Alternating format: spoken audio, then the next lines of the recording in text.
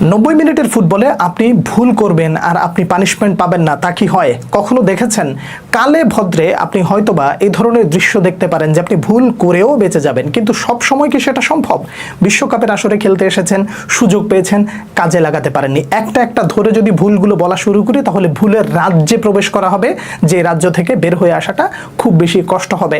ছোট ছোট করে যদি বলি তাহলে একটা তিক্ত সত্য কথা দিয়ে শুরু করতে চাই। যারা বলেছিলেন নেইমারকে খেলতে দেখলেই হবে, বিশ্বকাপের দরকার নাই, আপনাদের নেইমার খেলেছে, বিশ্বকাপে জেতার দরকার নাই, আপনারা এবার দয়া করে ঘুমিয়ে পড়ুন, আর রাইভালদেরকে নিয়ে খোঁচাখুচি করারও দরকার নাই, তাদেরকে তাদের মতন ছেড়ে দেন। এই বাস্তবতার কাছে আপনারা কখনো আসতে পারবেন না। সেকেন্ড অপশন আসেন, আপনি যখন দেখবেন আপনি প্রথম হাফে পেনাল্টি পেয়েছেন, ওই পেনাল্টিটা আপনি কাজে লাগাতে পারেন নাই এবং আপনাকে পানিশমেন্টটা পেতে হলো কখন? কয়েকবার। প্রথম হাফটা শেষ হওয়ার আগে, অর্থাৎ প্রথম হাফের একেবারে যখনই বাঁশিটা বাজায় ঠিক তার কিছুক্ষণ আগে মার্টিন অডেগার্ড যেইভাবে আপনাকে একটা দুর্দান্ত গোল করা থেকে মোটামুটি এক প্রকার বাঁচিয়ে দিয়েছে অ্যালিসন বেকার, অর্থাৎ শুটটা করেছিল কিন্তু অ্যালিসন বেকার সেখানে আপনাকে রক্ষা করেছে। কিন্তু কয়বার? একবার, দুইবার, তিনবার। আপনি কি সেটা কাজে লাগাতে পারবেন? কাজে কখন লাগাবেন? যখন আপনি সুযোগ পাবেন। সেই সুযোগ যখন আপনি কাজে লাগাতে পারেন নাই, প্রতিপক্ষ ঠিকই কাজে লাগিয়ে ফেলেছে। মার্টিন অডেগার্ডের ওই শটটা কপালের জোরে, আপনি একটু চিন্তা করে দেখেন তো, যদি আর্লিং হালান্ড নিত তাহলে ঘটনাটা কি ঘটতো? যে আর্লিং হালান্ড ডিবক্সের একেবারে এক প্রকার বাইরে থেকে একটা শট করে শেষ মুহূর্তের গোলটা, মানে কফিনের শেষ পেরেকটা মেরে দিয়েছে, সেই জায়গায় আপনি আর কি প্রত্যাশা করতে পারেন?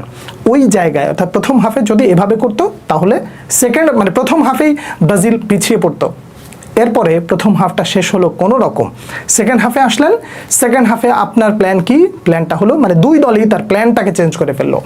ব্রাজিলের প্ল্যান বি, বল ছেড়ে দাও, তাদের হাতে বলটা চলে যাক এবং তারা ওখান থেকে যখনই তোমাকে সুযোগ বুঝে তোমার দিকে চলে আসবে, তুমি সুযোগ বুঝে কাউন্টারে যাবা। সেই কাউন্টারে যাওয়া হলো, কিন্তু কাউন্টারের একটা যে লিজেন্ডারি একটা পাস দিল ভিনিসিয়াস জুনিয়র, সেই পাসটাও আপনি মিস করে বসলেন।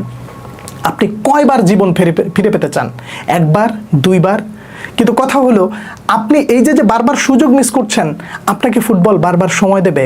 এত সহজ ফুটবলে একটা মিনিটের জন্য আপনি অসচেতন হবেন মানে আপনাকে একেবারে শেষ করে দেওয়া হবে।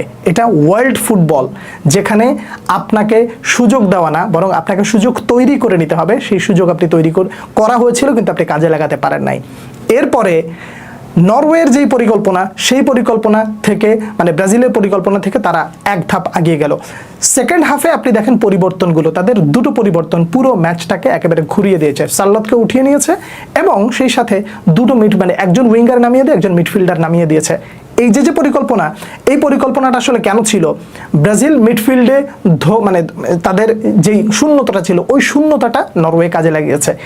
এই পরিকল্পনাগুলো এই জন্যই বলা হয় যে আপনি যখন জায়গা দিবেন, আপনার ওই জায়গাটা কেউ না কেউ পূরণ করবে। যদি প্রতিপক্ষকে জায়গা দেন, আপনাকে কি ছেড়ে কথা বলবে?